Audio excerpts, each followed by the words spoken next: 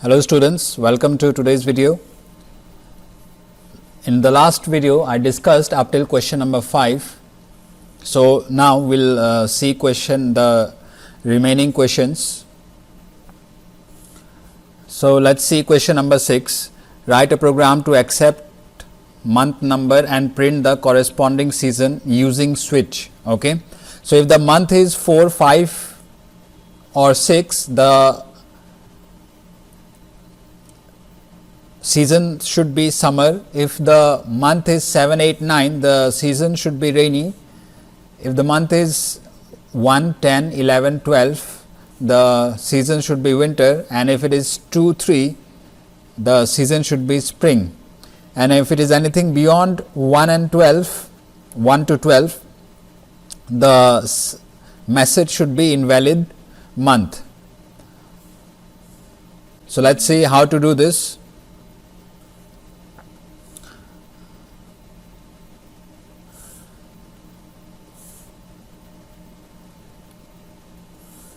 So I have taken the month input as parameter, and then I have passed month as an expression to switch, and then I have written the different cases. Okay. For I have used fall through situation to my advantage. Okay. So if the month value is 4, 5 or 6, it will print it is summer season. If it is 7, 8, 9, it will print its rainy season. If it is 10, 11 or 12, it will print winter, and if it is 2, 3, it will print spring. Okay. And by default it will print invalid month. If okay. Now let us assume that in month the input is 5. Okay. So first of all 4 will be matched with month. Okay. So there is no match. Then 5 will be matched with month, and this time we do have a match. Okay. But there is no statement inside case 5. Okay. There is no break either. Okay. So no statement, no break. What happens? The control falls through to the next case, that is case 6. Okay. And it will print it is summer season, and then the break will cause the control to come out of the switch. Let us assume some other value. Let us say the value in month is 11 this time. Okay. So all these cases will be matched, and the match will not be there. Okay. Finally, when case 11 is matched with the value of month, there is a match. Okay. So whatever is there in case 11, that will execute, and there is nothing there inside case 11. It is blank, there is no break also. So the control will fall through to the next case, that is case 12. Inside case 12 there is no break, no other statements. So control will fall through to the next case again, and that is case 1. So this time it will print it is winter season, and then break will cause the control to go to the, let us see the next program.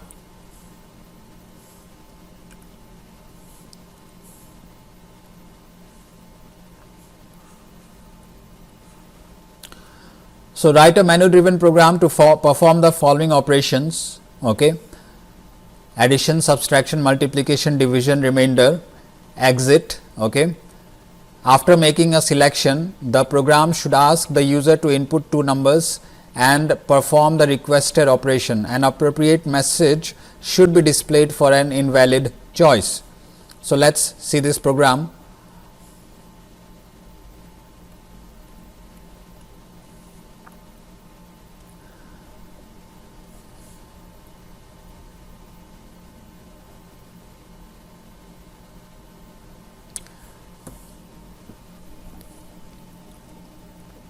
So first of all, I have displayed the menu using system.out.println. Okay. So no one should have any doubt up till line number 13 at least. Then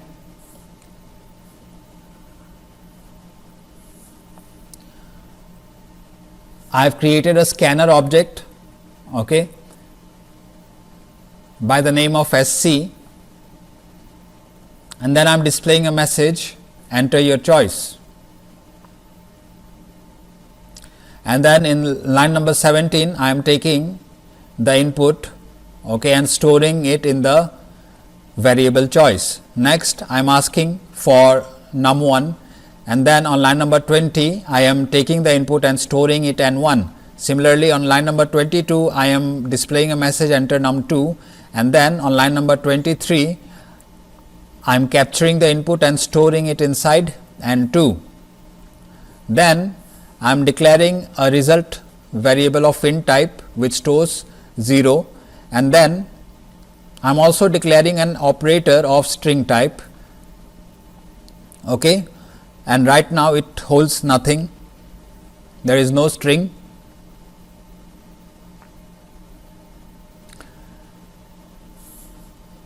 Now the choice which was taken, this one, okay. So whatever number was entered by the user in choice, that is given as an expression to switch, okay, and all the different cases are there. So case 1, if the user has chosen 1, we should do addition according to the menu, okay. So I am doing n1 plus n2 and then storing it in result, and I have also assigned the plus symbol, okay, along with two spaces to the left and right side, and then stored it as a string inside the operator variable, okay. So the use of this operator will be here, okay. When I display the final result, the output should be n1 plus, okay, n1, there will be number 1 and number 2, and in between there will be the operator which was chosen by the user. If it was addition, then addition should be shown here. If it was subtraction, then minus should be shown here, okay. So that is the use, that is the purpose of the operator variable. So let us come back. So operator was assigned with this plus sign, and then break is there, okay. Similarly, if case is 2, that means the user has chosen subtraction. So I am doing n1 minus n2 and storing it in the result variable, and this time in operator I am storing the minus sign. Similarly, if the user chose multiplication, then I will do, in case 3 I will do n1 into n2 and then store it in result, and this time the operator is multiplication, okay.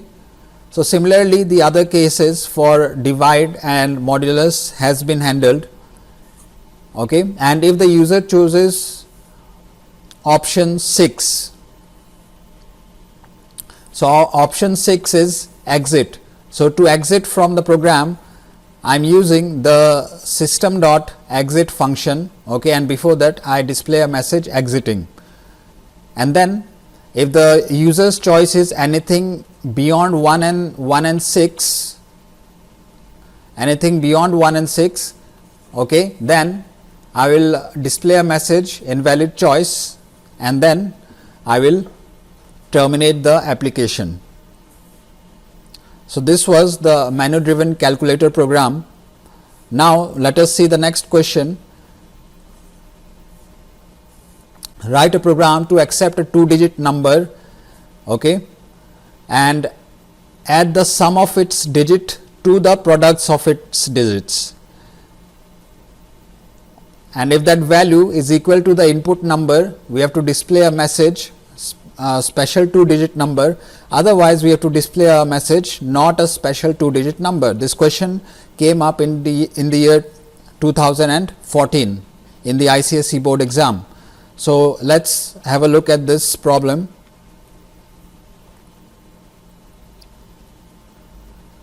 Okay, so first of all I have taken the input, the number input in the variable num through parameter, then I am ensuring that the entered value is a 2-digit number. How?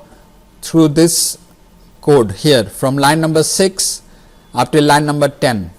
Using an if statement, I am checking if the value is less than 10 or the value is greater than 99. If any one of the condition is true, that means the number which came in the variable num, it is not a 2-digit number. Okay, so first condition is number less than 10, so it can be 9, 8, 1, okay, -1. So all these are single digit numbers. So if this is the case, first condition will become true, and then it will execute this line, not a 2-digit number exiting, it will print it on the terminal window, and then system.exit will close the application. The second condition is num greater than 99. So it can be 100, it can be 112, it can be any number above 99. So if this is the case, then also exiting message and system.exit will happen. Okay, and if this is not the case, then only the control will come to line number 12.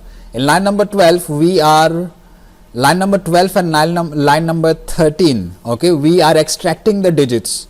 Let's say the number is 98. Okay, in num the input number is 98. Now if I apply modulus to it, so what will I get? So 98 divide by 10, so 10 nines is 90 and the remainder is 8. Okay, so the remainder is 8, that is, it is giving me the rightmost digit. Okay, you can take any number, let's say 1, 2, 3, 4. If you do modulus 10, modulus 10 will always give you the rightmost digit. Okay, if you divide 1, 2, 3, 4 by 10, the remainder will be 4. So when you want to get the rightmost digit, get the remainder by applying the modulus operator. Okay, and then in line number 13, we want to get the first digit. Okay, so 98, if I divide by 10, the quotient is 9, that is the first digit. Okay, it can be any number. If you let's say 56, if you divide by 10, so 10 5s is 50, you see the quotient will give you the first digit. So this is how we extracted both the digits from the given number. Okay, so once you have got the digits in D1 and D2, now you can multiply both the digits and then add the digits, and then finally add both the results and store it in result. Finally, check whether the result which you just obtained is same as the original number. If this is the case, then we are going to print it's a special 2-digit number, else we are going to print it is not a special 2-digit number on line number 19. I hope you understood this program. Let's see the next program.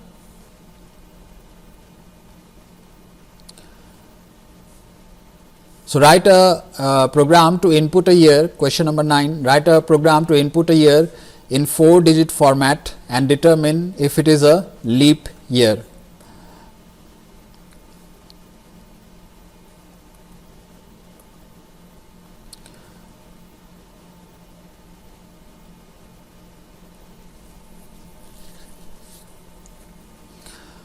Okay, so we have to enter a 4-digit number. So I have already written the code to check whether it's a leap year or not, but I forgot to write to check whether the entered year is 4-digit or not. So we can do that now. I'll just copy this code from here and paste it here. Okay, so instead of num we should have year and year, and the value here, year, if it is less than 1000, okay, if it is less than 1000, that means it is not 4-digit. Similarly, if it is greater than 9999, if it is greater than 9999, the value which came as input in the year variable is not a 4-digit number. Okay, so I'll print a message here, not a 4-digit number, and then exiting, and then will come out, will the system.exit program, exit function will close the application, will terminate our application, and control will not go ahead. Okay. So now let's talk about the logic of finding whether the year is a leap year or not. So first of all, if the year is divisible by 400, okay, no need to check anything else, it is definitely a leap year. So if I am checking whether the year is divisible by 400, and then if it is, I am printing year is a leap year. Okay. Now if if this condition is false, then control comes to line number 14, and then I'll check if the year is divisible by 100. If the year is divisible by 100, that means the year is not a leap year. Okay, so I printed it's not a leap year. Now let's say if the condition, if this one is also false and this one is also false, okay, so what will happen? Control will come to line number 16. Now when the control is on this line number 16, there is one conclusion we can derive, that the year is not divisible by 100. Okay, this condition was false on line number 14, that is why the control came to line number 16. Okay, so that happened because the year was not divisible by 100. Okay, then here we are checking if the year is divisible by 4. Okay, so two conditions are being fulfilled here, that the year is not divisible by 100 and the year is divisible by 100. Okay, both these conditions are being fulfilled, so definitely this is a leap year.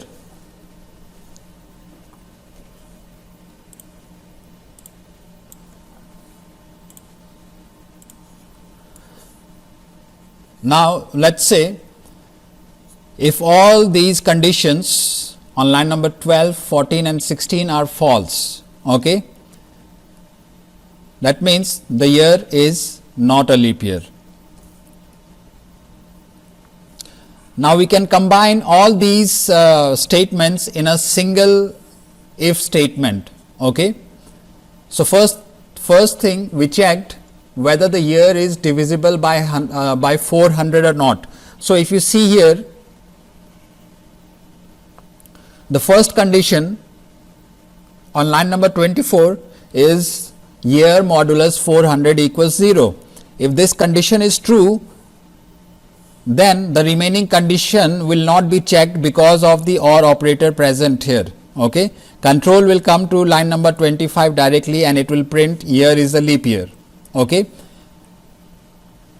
but if the first condition, if this condition turns out to be false, then the second condition will be checked, which is a combination of two other conditions. Okay, first condition is that the year should not be divisible by 100. Okay, so year modulus 100 should not be equal to 0. Okay, and at the same time the year should be divisible by 4.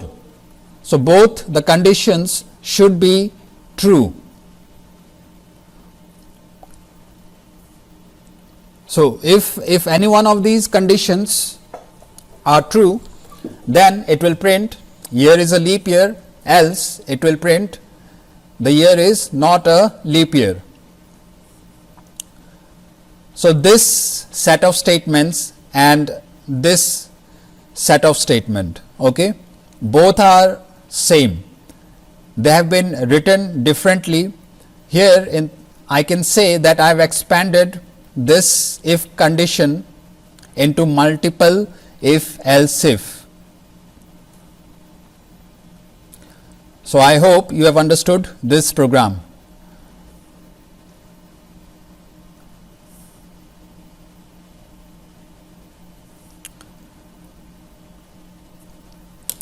Let's see the output as well. So if I enter 2000,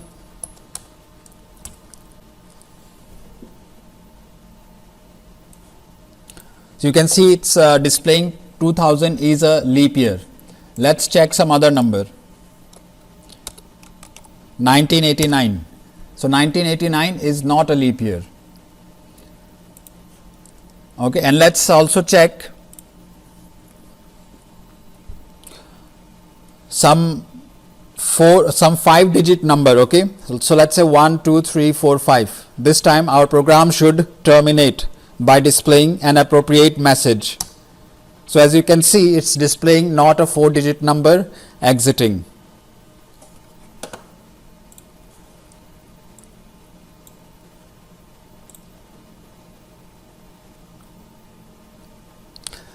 Let's see the next program, which is question number 10. Write a program to determine if an entered alphabet is a vowel or a consonant.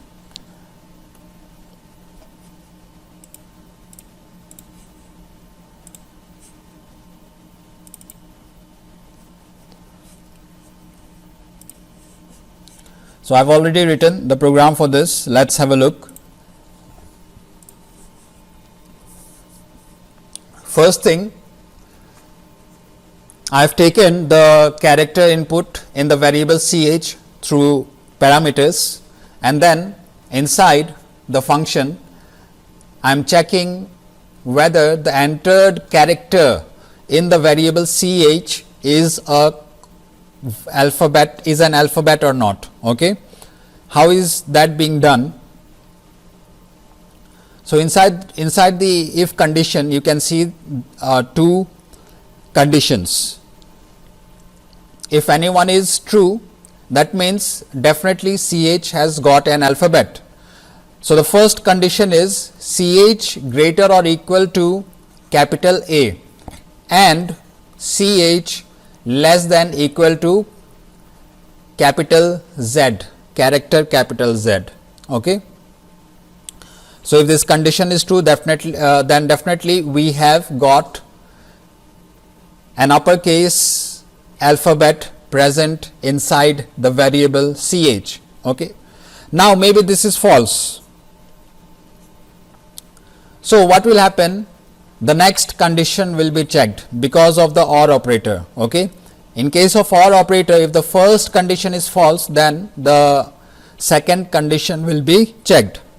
And what is the second condition? The second condition is this: ch is greater or equal to small a and ch must be less than equal to, I've made a mistake here, it should not be small a,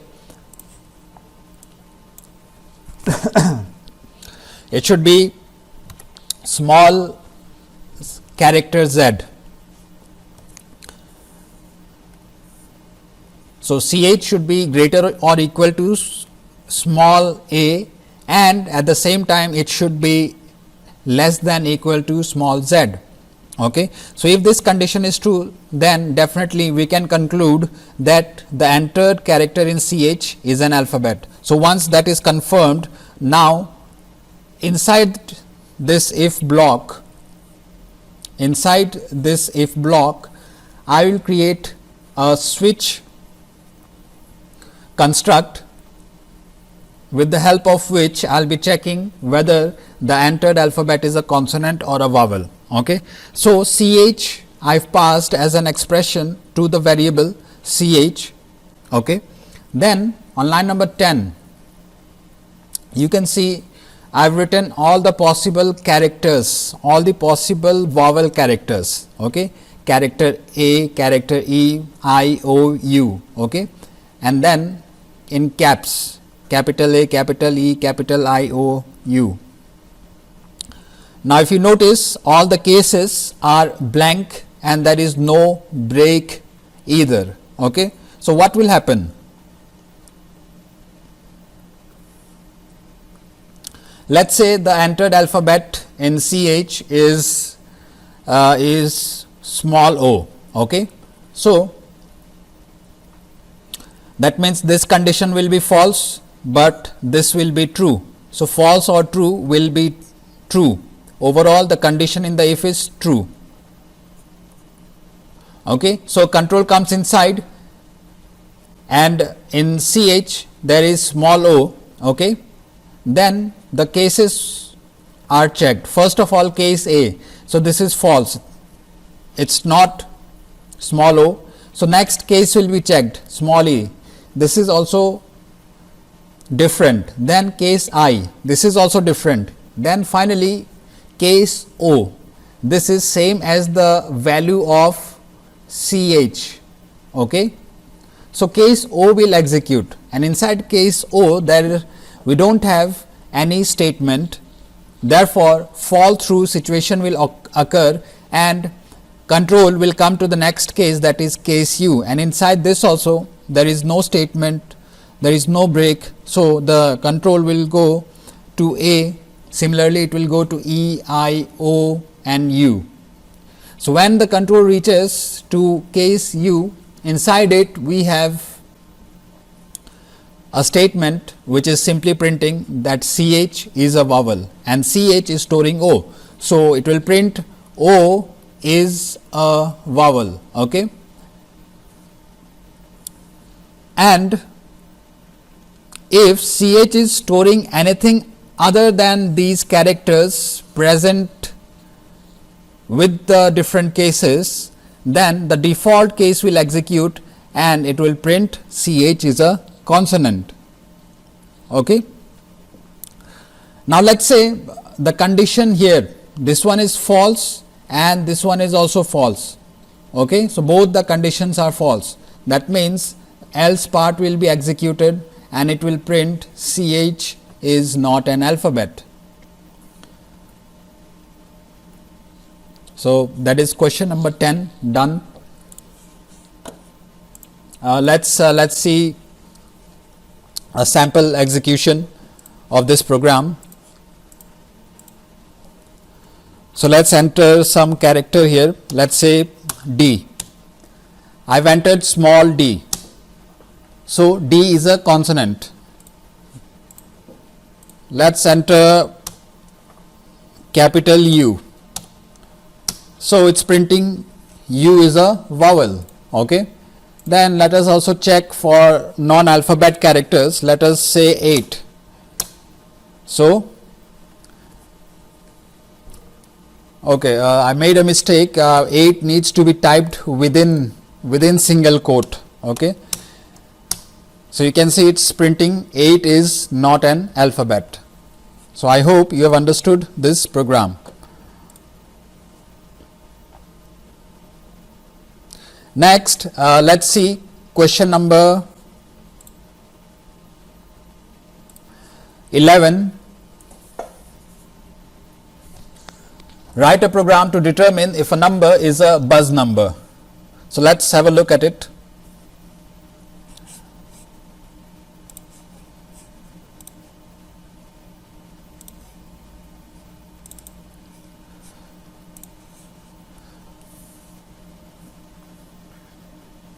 So for a number to be a buzz number, there are two conditions and any one of them should be true.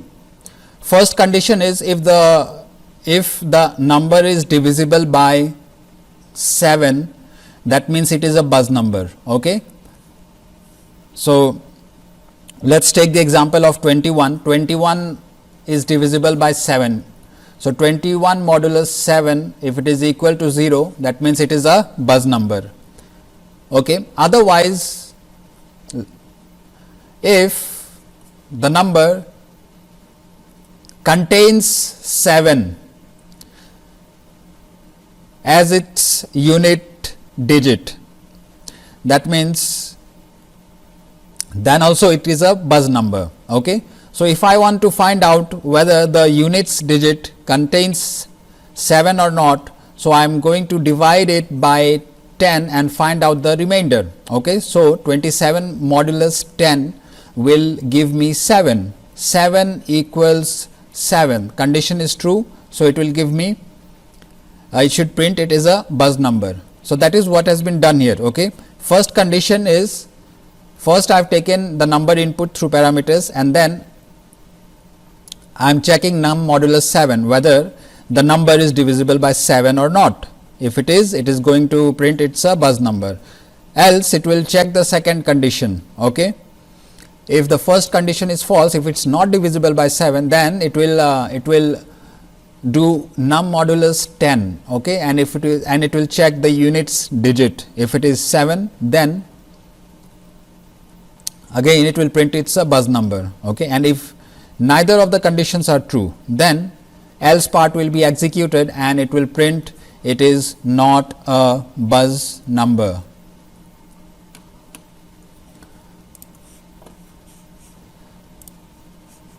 So let's check a few numbers. Let's check 21. Okay, 21 is a buzz number. Then let's check 27. 27 is also a buzz number. Then let's check 29. So 29 is not a buzz number. So that's it, students, for this video. I've covered all the questions up till question number 11, and we do have a few more questions remaining, question number 12 to question number 16. So I'll be covering it in the next video. Thank you for now. Bye.